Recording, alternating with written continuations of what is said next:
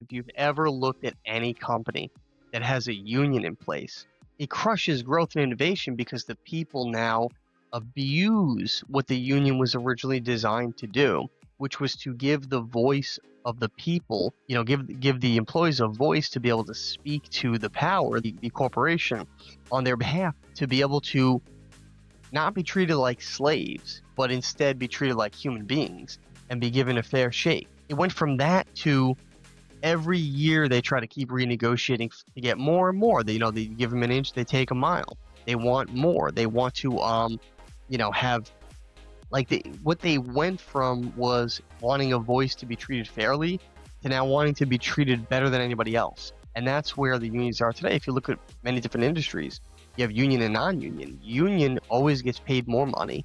They work way less hard. They do a good job in certain industries, and their craftsmanship and their work is great because they're experts at what they do. But they will, abuse a lot of those privileges. They don't stretch things out way longer than it needs to be. It could be done much quicker, but they want to maximize the amount of time and money. But they take a lot of breaks. I mean, it's notorious that, you take a union break like every hour. It's like a notorious thing in many different industries and unions, especially like blue collar trades. So this type of stuff is why the unions are having such a hard time unionizing big companies like Amazon, because they've abused the privilege of having a union.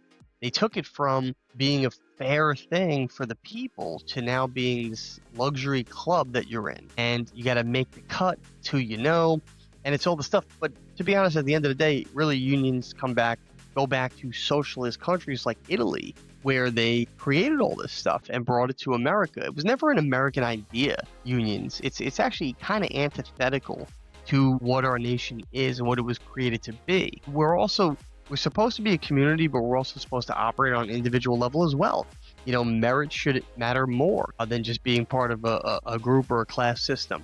How hard you work. The guy who shows up every day and works his butt off deserves the pay raise, deserves to make more money than the person to his left and right, deserves to get the promotion quicker, and so many other things, because he's putting in the extra effort, which is doing a better job for his company, his customers, clients, whatever, and also kind of benefiting his employees that are not working as hard as well, because if the company does better, it has more money to take care of its people.